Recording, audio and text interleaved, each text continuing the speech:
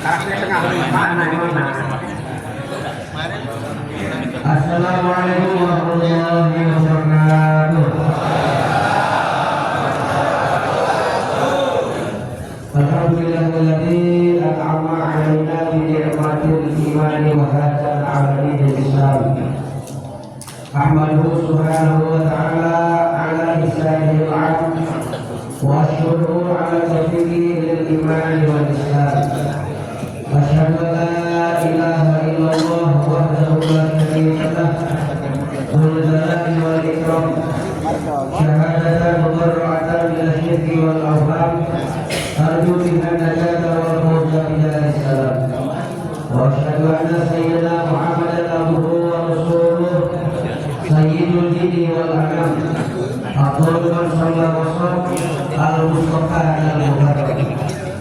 Allahumma shalli wa sallim wa barik ala sayyidina wa maulana Muhammadin wa ala alihi wa ashabihi ajma'in al-hudatil adam. Amma ba'du, fa ya ibadallah, ittaqullaha haqqa tuqatih wa la tamutunna illa wa antum muslimun.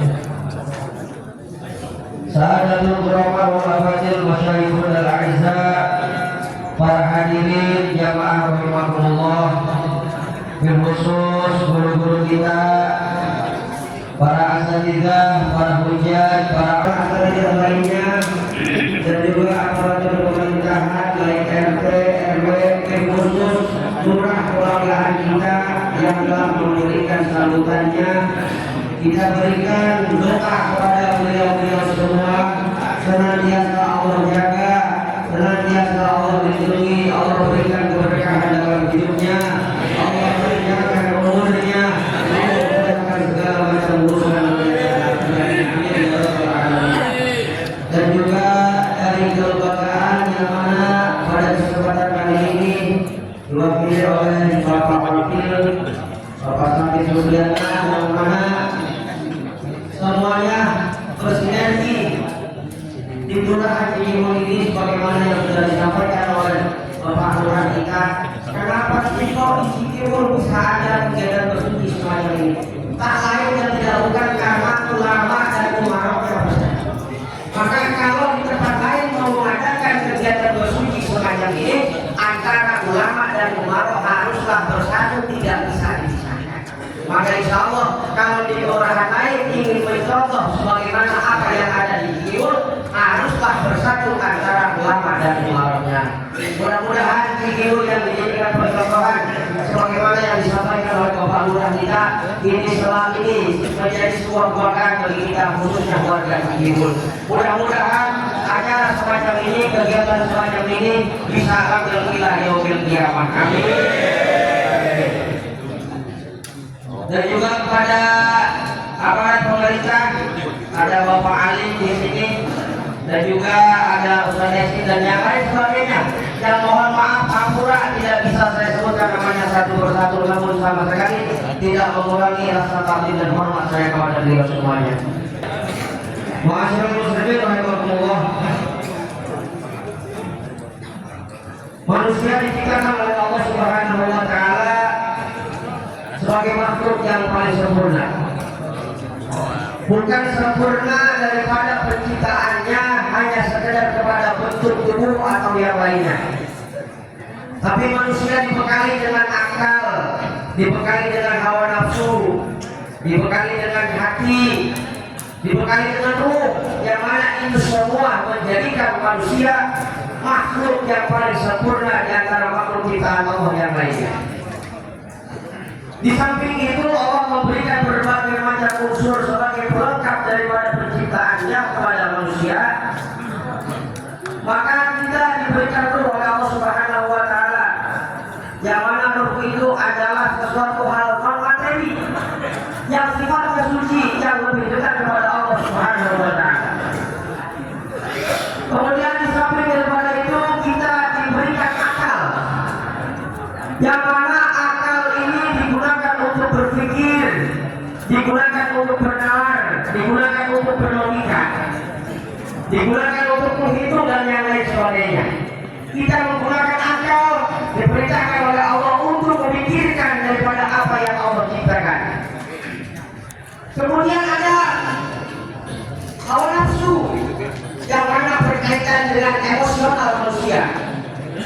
Bisa jadi orang tersebut senang, bahagia, namun beberapa detik kemudian bisa saja orang tersebut kemudian marah-marah. Umpama baturan sebenarnya kopi, wih hujan, nah wih bisa oke emosi.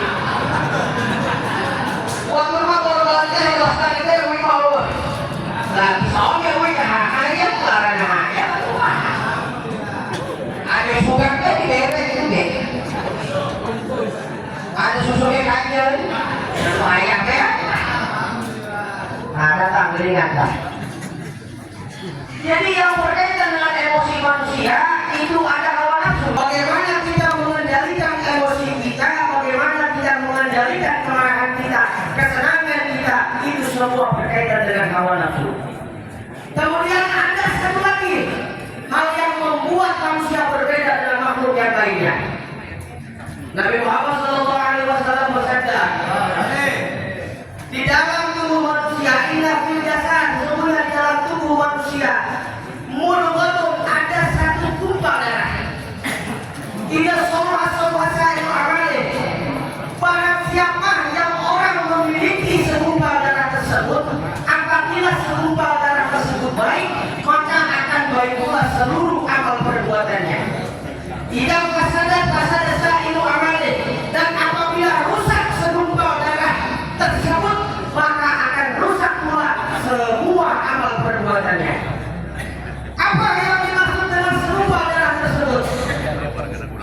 Kata Rasulullah SAW, segumpal darah tersebut adalah hati. Kalau balik hati seseorang, maka seluruh amal perbuatannya pun akan dinilai baik. Tapi kalau hati sudah rusak, maka seluruh amal perbuatannya pun akan menjadi rusak dengan sebab buruknya hati tersebut. Oleh karenanya, di dalam hati ini terdapat berbagai macam penyakit yang bisa saja menggerogoti tubuh manusia dan bisa menghancurkan diri orang tersebut.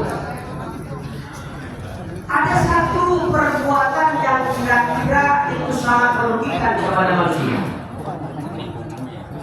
Dulu, Bapak kenal yang namanya Azazil, Pak.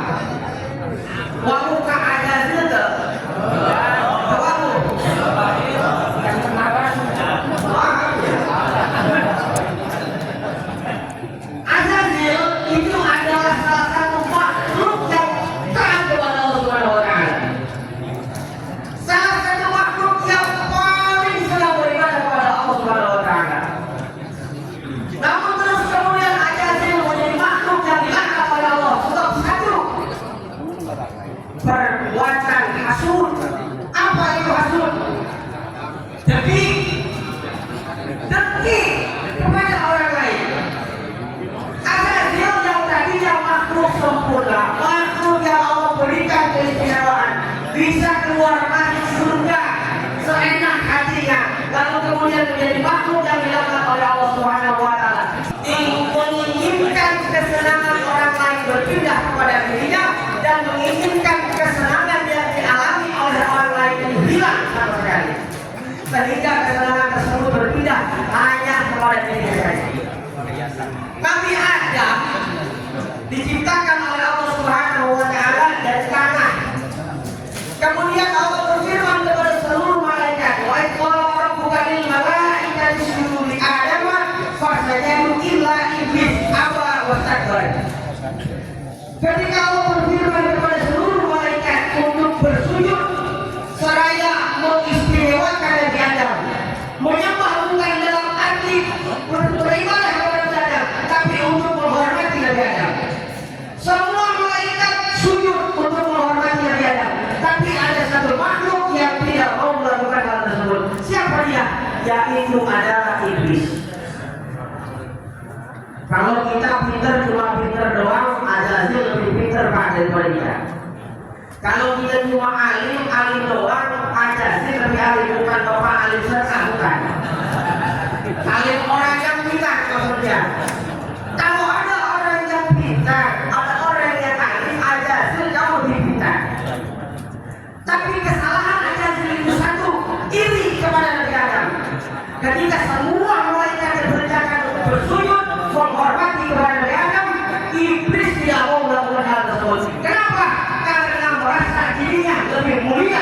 daripada Nabi Adam.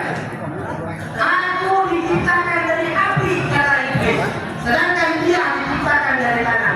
Maka untuk apa aku menghormati bersujud kepada Nabi Adam, sedangkan aku lebih mulia daripada dia? Itulah yang terus kemudian menghancurkan karir Azazil di dunia permalaikat. Tidak pernah diusir dari surga sehingga mendapat julukan iblis ar-rajim yang dilaknat oleh Allah Subhanahu wa Ta'ala. Satu kesalahan bisa merusak segalanya. Timbul dari hati yang kotor, timbul dari hati yang buruk, dengki, iri terhadap orang lain.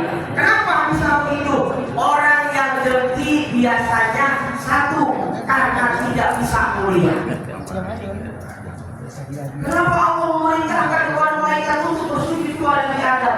Kenapa harus saya kerjakan hal tersebut? Saya lebih mulia dari Adam, saya lebih bagus dari Adam. Saya diciptakan dari api dan dia diciptakan dari tanah. Itu yang menyebabkan iblis kemudian dilaknat oleh Allah Subhanahu wa Ta'ala. Kemudian tidak sampai di situ. Iblis masih terus menggoda Nabi Adam. Ketika Nabi Adam tertidur, bermimpilah Nabi Adam, kemudian di dalam mimpinya melihat sosok perempuan Nabi Adam. Kemudian setelah Nabi Adam bangun, sosok perempuan yang ada di mimpinya itu ada di sampingnya. Itulah ibunda Hawa yang kemudian ketika Nabi Adam ingin menyentuh ibu Hawa, dilarang oleh Allah Subhanahu wa Ta'ala. Maka kamu harus menikahinya dengan mahar. Nabi Adam itu mau mahar dengan kira-kira toko emas bandar doang dan buka. Katanya air naon. Dunia lagi kesana aja jangan salah. Bingung Nabi Adam. Lalu kemudian apa? Diarahkan oleh malaikat Jibril. Bacalah ini. Kemudian terjadi sebuah bacaan yang dinamakan shalawat Jibril. Itulah yang terus kemudian dijadikan mahar oleh Nabi Adam untuk menikahi ibunda Hawa. Allahu a'lam.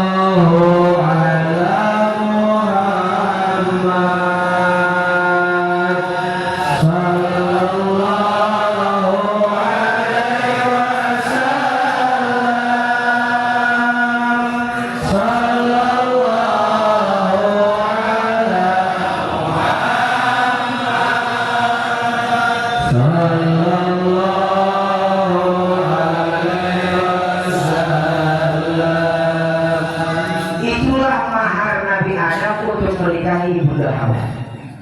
Tapi apa tuh? Ulat orai, ular, tengah orai mau keluar. Takbir apa kan?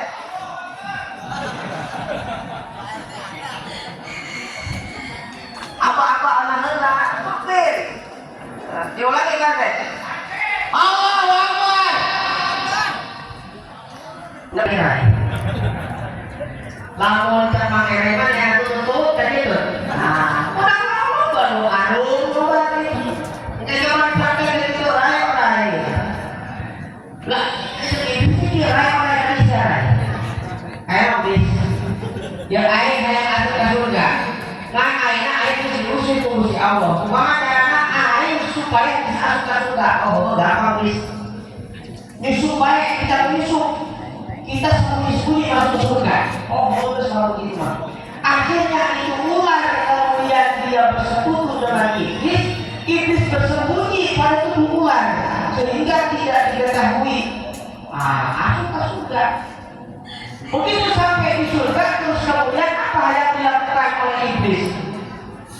Menghasut Nabi Adam untuk mendekati, untuk memakan satu buah yang dilarang oleh Allah. Padahal sebetulnya Nabi Adam itu tidak paham kenapa Allah dilarang ini buah.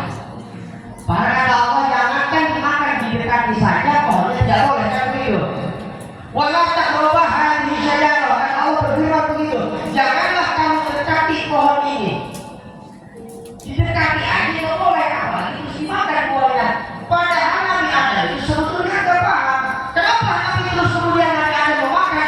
buah yang padahal dikatakan saja bahwa tidak boleh, tapi ini bukan cuma mendekati bahkan buah yang dimakan.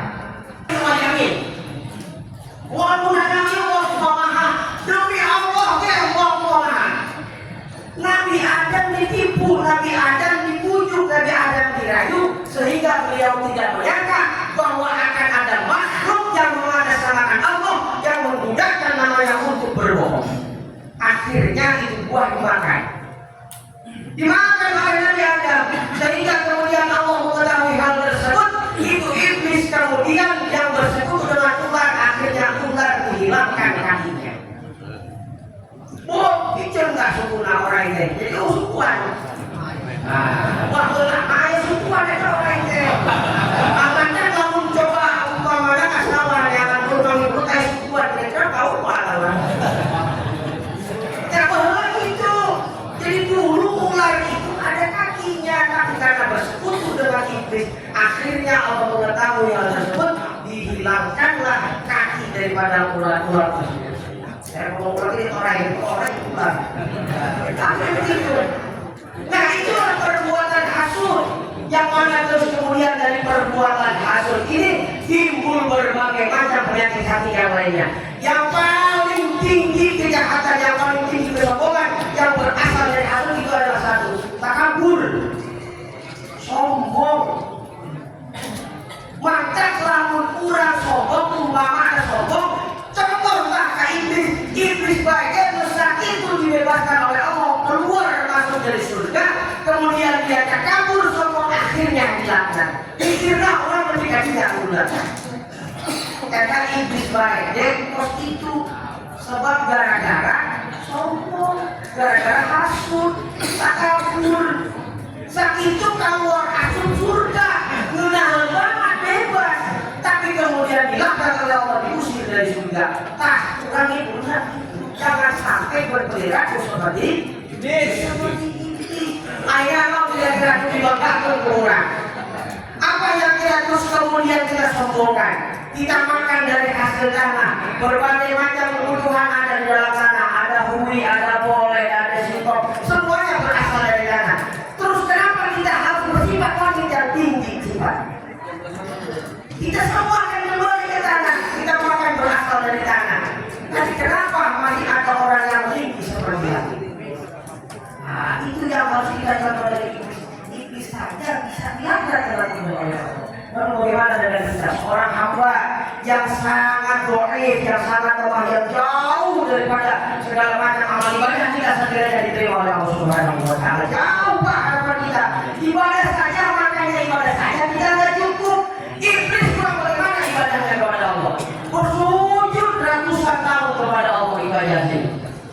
Pintar saja tidak cukup. Kurang pintar bagaimana ibadahnya. Segala macam permasalahan yang ada di langit dia ketahui.